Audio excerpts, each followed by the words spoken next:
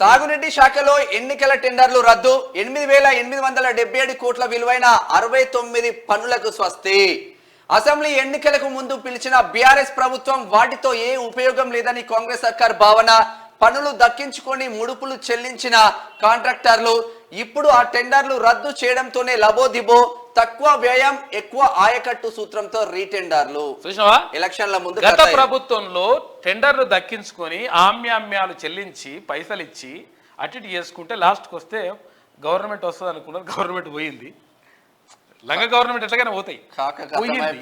పోవడంతో ఇప్పుడు ఏమైతుందంటే లబో దిబ్బో అంటున్నారట. ఎందుకంటే ఆ టెండర్లు రద్దు చేసేసింది. ఎందుకంటే ఇష్టం వచ్చినట్టుగా వేసుకొని ఈ టెండర్ల కోసం కాంట్రాక్టర్ల కోసం లేకపోతే వీళ్ళ జేబులో పైసలు రావడం కోసం చేయడం కాదురా బాబు. ప్రజలకు మంచి చేయాలి, ఎక్కువ ఆయకట్టు ప్రాంతం మొత్తం కూడా సస్యశ్యామలం కావాలి, వాళ్ళకి నీళ్లు రావాలి, అటువంటి ప్రాజెక్టులు కట్టాలి. కానీ ఇష్టం వచ్చినట్టుగా ఈ కథ ఏంది? నిజంగా ఒకవేళ ఇప్పుడు కాళేశ్వరం ప్రాజెక్టు కాకుండా అంతకుముందు ఉన్నటువంటి ఏది ఉండదు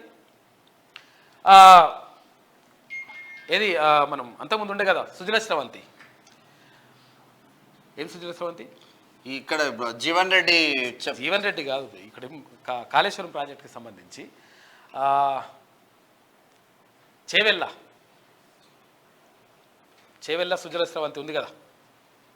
చేవెళ్ళ ప్రాజెక్టుదా దీని పేరు ఒక్క నిమిషం నేను చెప్తా. అదే విషయం ఏంటంటే కాళేశ్వరం ప్రాజెక్టు కాకుండా నిజంగా అప్పుడు బిఆర్ అంబేద్కర్ ప్రాణహిత చేవెళ్ళ బిఆర్ అదే తమ్మిడిహెట్టు దగ్గర కట్టుంటే డాక్టర్ బిఆర్ అంబేద్కర్ ప్రాణహిత చేవెళ్ళ ప్రాజెక్టును కనుక నిజంగా ఒకవేళ అది నిజంగా నిర్మాణం జరిగి ఉండుంటే 38,000 కోట్ల రూపాయల అంచనా వ్యయంతో అది స్టార్ట్ అయింది. ఆల్రెడీ దానికి కాల్వలు తవ్వి దానికి 11-12,000 కోట్ల రూపాయలు దానికి ఖర్చు పెట్టిండ్రు. రకరకాలుగా అవన్నీ పనులు పూర్తవుతా ఉంటే అందులో కమిషన్లు రావని చెప్పేసి కాకేం చేసిండు, ఈడ కడితే కాదు మీద కడితే డైరెక్ట్ నీళ్ళు వస్తాయి, మళ్ళీ ఎత్తిపోస్తుంది ఏముండదు కదా. అందుకని మనం కింద కట్టాలి, కింద కట్టి మళ్ళీ పైకెత్తిపోయి మళ్ళీ కిందికి రావాలి. ఇవన్నీ ఈ కథలన్నీ చేసిండు కాక. కాబట్టి అటువంటి ప్రాజెక్టులు వద్దు.